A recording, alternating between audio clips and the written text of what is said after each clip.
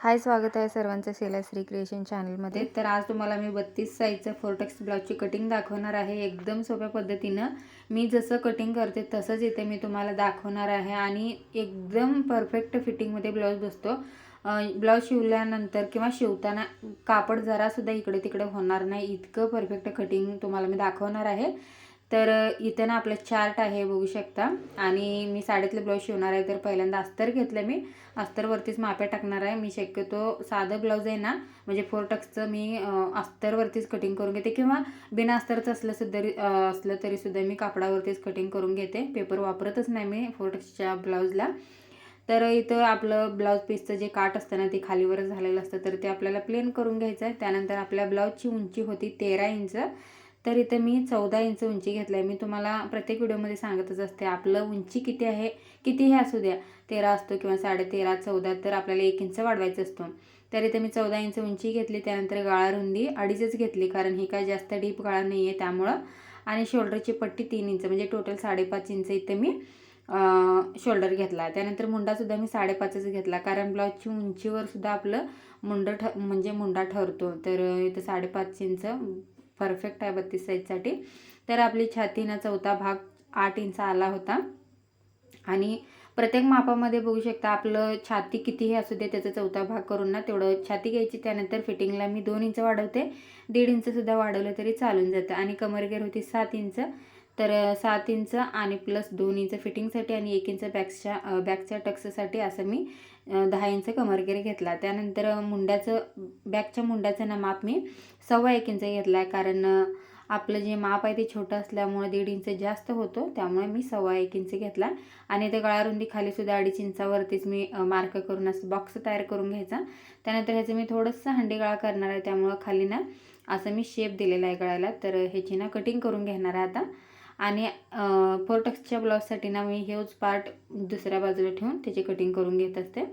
तर ह्याची व्यवस्थित कटिंग करून घ्यायची आणि असं समोरासमोर ठेवून द्यायचं आणि व्यवस्थित ठेवून घ्यायचं, म्हणजे परफेक्ट आपला पार्ट निघतो त्यामुळं।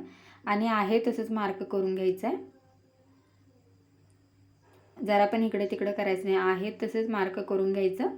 तर हे आता मार्क करून झालेलं आहे। पण ही पार्ट उचलायच्या अगोदर ना मी आपलं क्रॉसची पट्टी असते ना खालची, तर ती मी पार्टचं ना मार्क करून घेते, कारण आपली क्रॉसची पट्टी मी दुसरं कट करणार आहे, त्यामुळे जी क्रॉसची पट्टीचं जेवढं कापड आहे ते आपल्याला खाली सोडूनच मार्क करून घ्यायचं। एका बाजूला 3.5 इंच, एका बाजूला 2.5 इंच असं। त्यानंतर इथं मी पुढचं गळाना 7 इंच घेतला आहे। पुढचा गळा आपला 7 इंच होता, तर 5.25 इंच घेतला मी। आणि पुढच्या मुंड्याचं माप मी अर्धा इंच असं आतमध्ये ना शेप म्हणजे पुढच्या मुंड्याचं मापचा शेप दिला। त्यानंतर पुढच्या गळ्याचं सुद्धा माप दिलं आणि पुढचा गळा रुंदीसुद्धा मी 2.5 इंचच घेतला।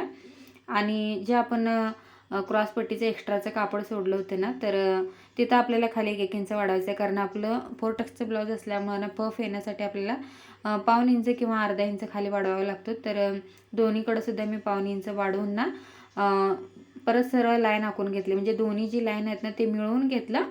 त्यानंतर पुढच्या बाजूला सुद्धा 1 इंच वाढवले बघा मी, कारण आपल्या मुंड्याच्या इथं सुद्धा फोर्टेक्सच्या ब्लाउजला ना म्हणजे टक्स येतो, त्यामुळे तिथं सुद्धा आपल्याला कापड वाढवायचं। आणि बाजूला सुद्धा म्हणजे खालच्या बाजूला सुद्धा आपल्याला कटोरीच्या टक्ससाठी सुद्धा आपल्याला ना जास्त कापड लागतं, त्यामुळे खाली पण 1 इंच वाढवले। तर इथं थोडंसं डिम दिसते, पण खाली सुद्धा मी 1 इंच वाढवला, तर इथून दिसतोय बघा, वरती 1 इंच खाली 1 इंच असं मी दोन्ही बाजूला वाढवले। त्यानंतर आता क्रॉस पट्टीची कटिंग बघा, आपलं क्रॉस पट्टीची उंची किती आहे बघायचे, तर तेवढंच इथं आपल्याला मार्क करून घ्यायचं आणि चौकोन बॉक्स कट करून घ्यायचं।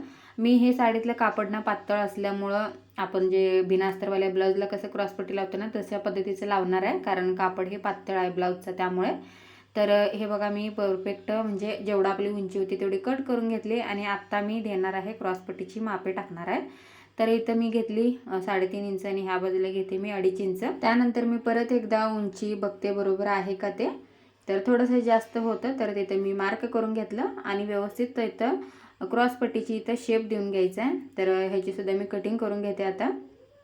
ही काय जास्त अवघड नाही, सोपंच आहे, क्रॉस पट्टीची पट्टी काढणं सोपंच आहे। तर इकडं थोडंसं जास्त होतं, तर ते सुद्धा मी कट करून घेतले।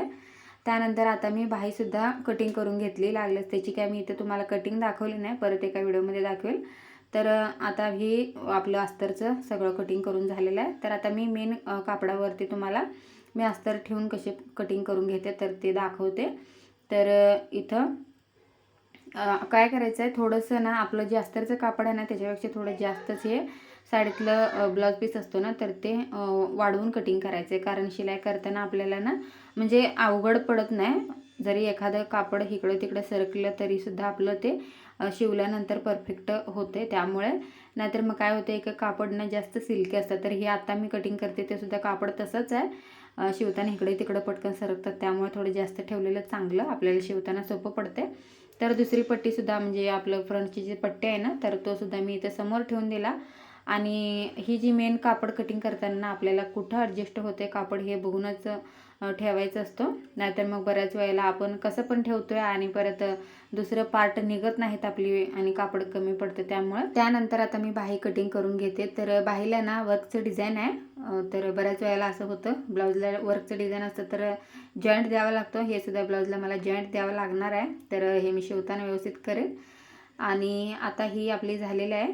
आणि आता क्रॉसची पट्टी मी इथं कटिंग करून घेते. तर इथं बघू शकता कापड अजून बरंचसं शिल्लक आहे. म्हणजे आपली गोटची पट्टी असेल किंवा नॉड वगैरे करायचं असेल तर त्याला सुद्धा भरपूर कापड शिल्लक राहिले. तर त्यासाठीच आपल्याला ना कटिंग करताना थोडंसं लक्षपूर्वक करायचं आहे. तर इथं आपलं सगळं ब्लाऊज कटिंग करून झालेलं आहे.